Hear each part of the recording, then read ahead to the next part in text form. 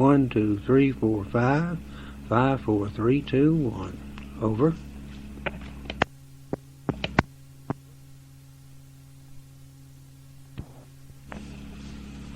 My name is Stanley H. Tinsley. Today is June 4th, 1996. This morning I'll be speaking to Mr. Tom Evans, Holston Drive, Knoxville, Tennessee, in regard to his experience in World War II. Over. Mr. Evans, give us a little background information as to where you were born, where you went to school, so on and so forth, up through your university years and right up to the time that you start your World War II experiences. Go ahead, ma'am. Okay, I'm a native Knoxvillian, having been born right up here on Magnolia Avenue in the house that my family was raised in, my parents' family. I was born in the winter, December the 15th, 1922, and lived there all my growing up years. Went through the city schools, Park Lowry, Park Junior, and then Knoxville High School, where my dad was principal for about 34 years. After that, I went to... Sometimes it's a little tricky, and you always recheck yourself. Okay, just take on off further there. Well, let's see. I said after the bomb was dropped, I meant after Pearl Harbor. Yeah. Pearl Harbor in December of 41. I had graduated from Knoxville High School in January of 41, and so I was at UT at the time. Like a lot of people who were highly offended at the fact that our country was being attacked, I tried to go in the service. My mother wouldn't go along with me at that time. It required her signature. So I did finish my first year in college, and it started the second year when she finally consented to my signing up in what was called the Air Force or the Army Air Corps Enlisted Reserve, with the idea that I would be deferred to get my college education, or until the time that the president declared a national emergency and called people in the enlisted reserve to active duty. That lasted through the first quarter of my second year at UT, and as right after the beginning of the second quarter, that is in late January, I got my notice to report to Miami Beach for basic training in February of 1943. So that was the beginning of my short career in the armed services, 1943. After going through basic and going to Jackson, Tennessee for a short trip in what they call the College Training Detachment, the idea being that everybody that went into flying cadets supposedly had the equivalent of 2 years of college. I went to San Antonio, Texas, to what was then called the San Antonio Aviation Cadet Center, a classification center. Was there for some time for pre-flight training, and then went on to primary school where in Chickasha, Oklahoma, where I learned to fly for the first time a PT-19. It was winter time. It didn't have any heat in it. You had to crank that airplane up by winding up the prop and then exhausting the fumes from it, I guess, give it a couple of spins and get out of the way. So, but it was a lot of fun, and that was where I soloed my first airplane, was in Chickasha, Oklahoma. From there, I went to basic training. That PT-19 had that Ranger inline engine in it. Yes, it did. Yeah, that was a nice airplane. It was a nice airplane, yeah. And it was an easy airplane to fly. Yeah.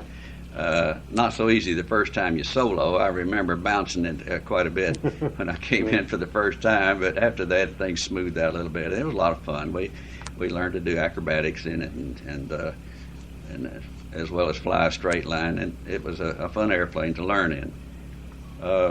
From there, I went into basic training at Garden City, Kansas, and I think the reason they called it Garden City was to try to fool people into thinking it was something that it wasn't, because it's one of the worst places I've ever been in my life, particularly in the midwinter when the snow doesn't come down, it comes across, and part of the land is bare of snow, and on the backside of buildings it's up to the rooftops.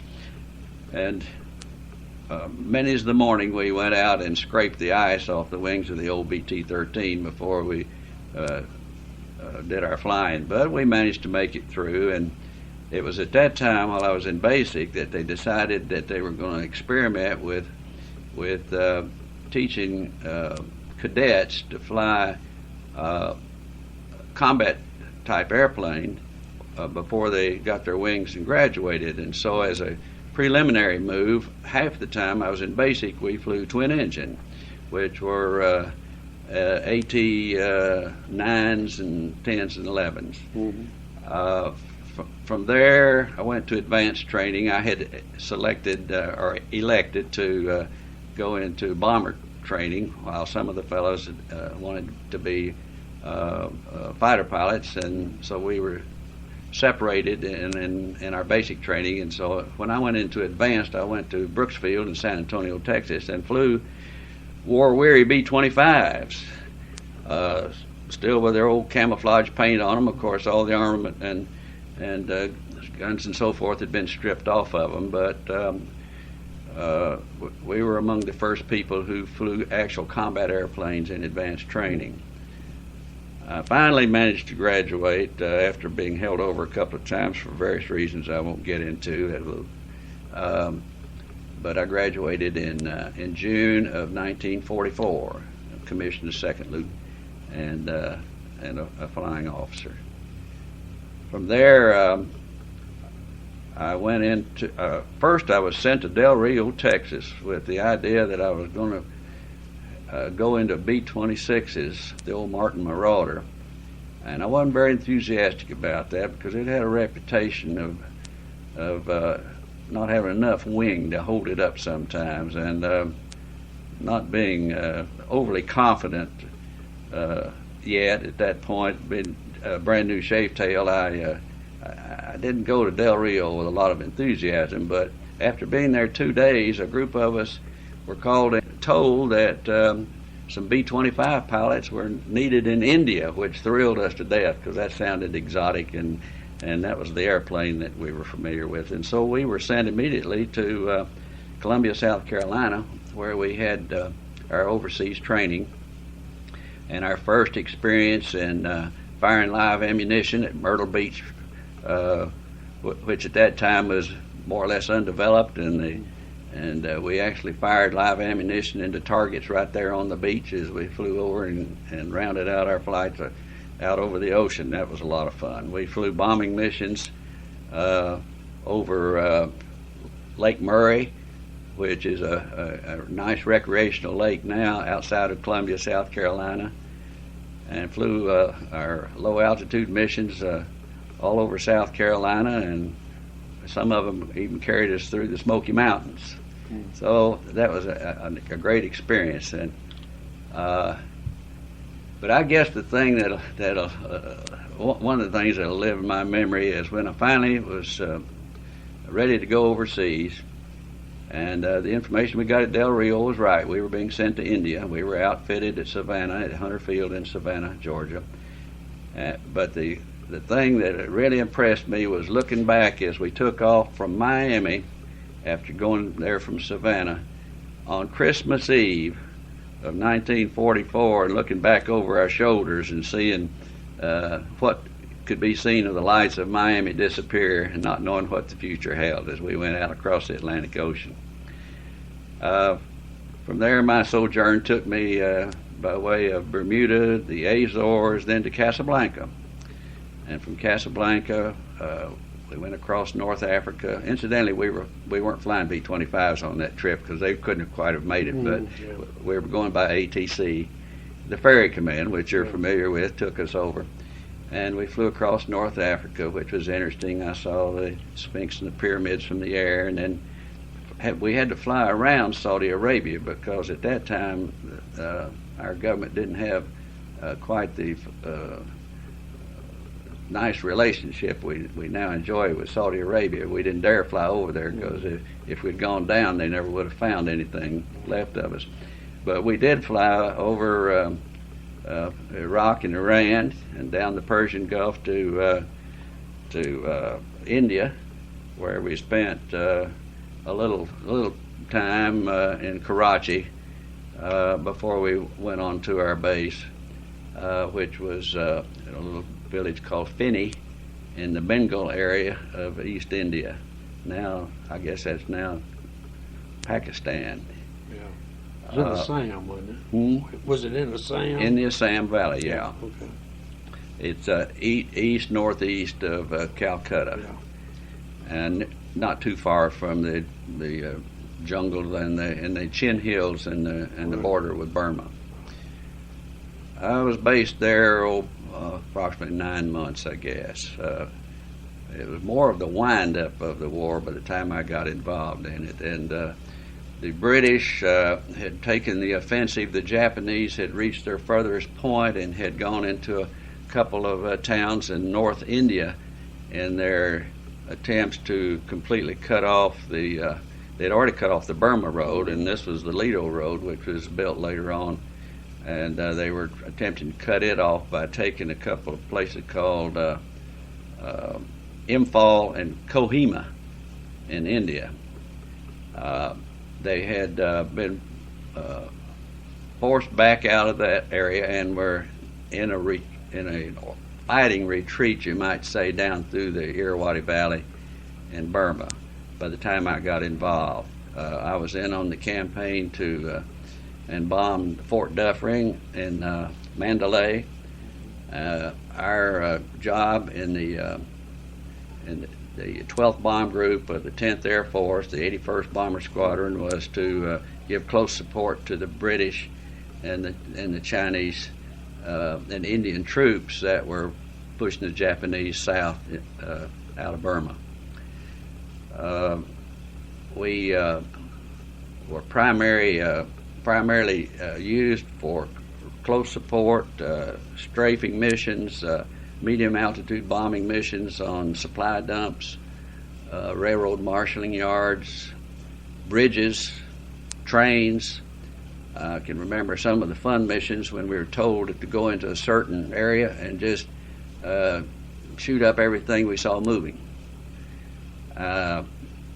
So the retreat of the Japanese wasn't a particularly orderly thing for them because we enjoyed that part of it, shooting up what we saw moving, which involved ox carts as well as trains and trucks and whatever. After the Japanese had pulled out of Burma, and the final big mission, I think, for our squadron was considered to be the longest medium bombardment mission of the war. It was to bomb Bangkok, and to go from India to Bangkok in the B-25 is a pretty good undertaking. What we did was, I was scrubbed from the flight for reasons that I won't get into the morning of the flight. But our outfit flew down to Ramaree Island, which is off the coast of Burma, spent the night under the wings of the airplane, got up before sunrise the next morning and flew over and bombed Bangkok and came back to Ramaree Island and then back. It was a 3-day mission for B-25s, unusual type of thing. After the campaign in Burma ended, our outfit was sort of split up into different areas, and the 81st, which was my squadron, moved to a place called Madiganj, back more toward the central part of India, where we had transitioned into a brand new airplane the A-26. You may remember the A-26 later became known as the B-26 after the old Martin Marauder was discontinued, the original B-26. But later at the end of the war and during the Korean War and some in Vietnam, I understand, the A-26, or what was left of them at that time, was known as the B-26. It was a great twin-engine medium bomber that was almost like a fighter plane because it could be used and the maneuvers could be pretty violent. We did some things we weren't supposed to do. For instance, I slow rolled an A-26 one time, something I guess people think I had to be a fool to admit doing, but I just wanted to see what all it could do. It was quite an airplane. We were in the process of training in this A-26 and getting ready to go, we thought, into the Manchuria area because we were studying things about the people of Manchuria, and so we naturally assumed that's where we would be sent when the atom bomb was dropped.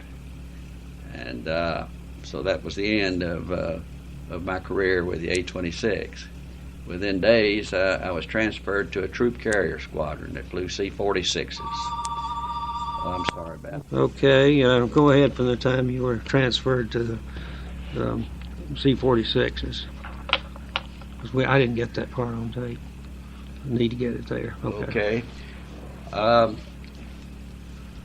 While I didn't care for the particular airplane, the C-46, I think that probably one of the most interesting experiences of my life came about as a result of being transferred to that squadron because we were moved over into China to a place called Chikyang, and from there we flew a Chinese army from the interior of China to the old provincial capital of China, in Nanking, a walled city on a river, which was a delightful place to visit.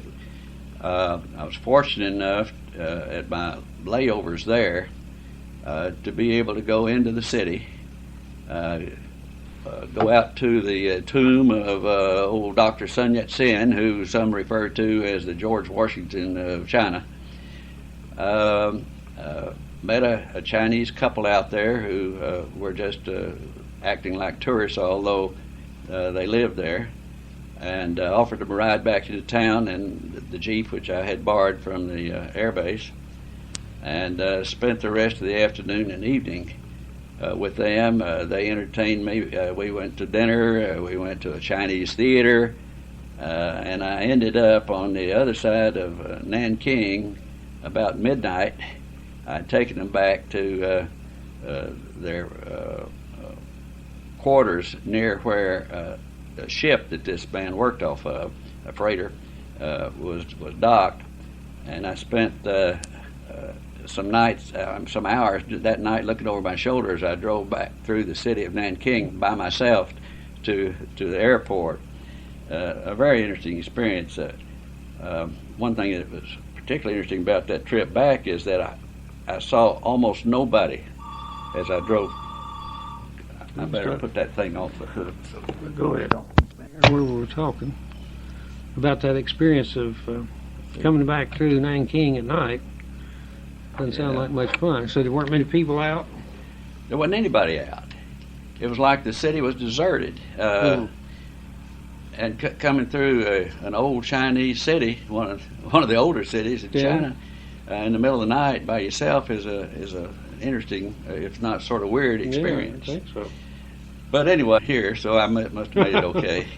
Another interesting thing about that was that while we were moving the Chinese army in, their job was to repossess Nanking from the Japanese, and the Japanese were being moved out. They had been gathered together, and most of them moved out to the outskirts of town, and some of them billeted in a hangar while they were being moved. But I saw, and I have pictures of a lot of the Japanese just with their carts, horse-drawn or mule-drawn or donkey-drawn carts, with all their possessions, some of them with their families. They lived there in the city of Nanking during the occupation of that city. After that job was completed, we were relocated to Hankow, China, where we moved another Chinese army to occupy Peiping, which of course is now Beijing, the capital. And that was another one of the most interesting experiences of my life, because I got to see the Great Wall of China, flew over it, and gawked at it, and saw the summer palace of the emperors, and roamed around in the so-called Forbidden City of Give me a date on Peiping. this. What? This was in, it was right after the bomb was dropped. It was in about October of 45. Okay. So I guess roaming around in Peiping, as we were able to do between flights, was one of the more interesting things that we got to do, and particularly because China, after it was soon taken over by the communists, was closed to Americans for all practical purposes. So I didn't hear or see much about that part of the world until Nixon took his trip over there, and it was on television, and then I saw him roaming around in the places that I had been back in 1945, so that was interesting. But after that job of relocating the Chinese armies was completed, why we were then, because the 1st Troop Carrier Squadron, which was the one that I had been attached to, unbeknownst to me until that time, was one of the first ones that was sent over there, and so being one of the first to be sent over, that was one of the first to come home, and so I was part of that move. We went to Shanghai and stayed there for like maybe 2 weeks while we were waiting on the ship to bring us home. That's right. That last experience was one that I wouldn't care to relive, although I endured it because I was on the way home. You can endure anything when you're on the way home. But it was in a small attack transport Navy ship, and a storm hit us as we left Shanghai.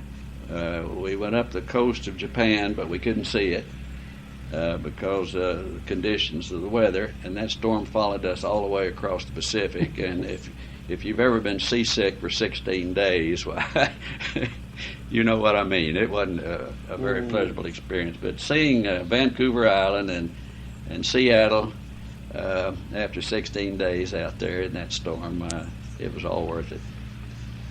From there I went across the part of the country in an old train that had the windows black because they'd been using it to haul prisoners of war around stateside, and I went there down to San Antonio, where I was separated from the service, and came back to Knoxville on I believe it was the 2nd of January 1946, and was in school the next day with about 10,000 other veterans that formed lines that went all over that hill.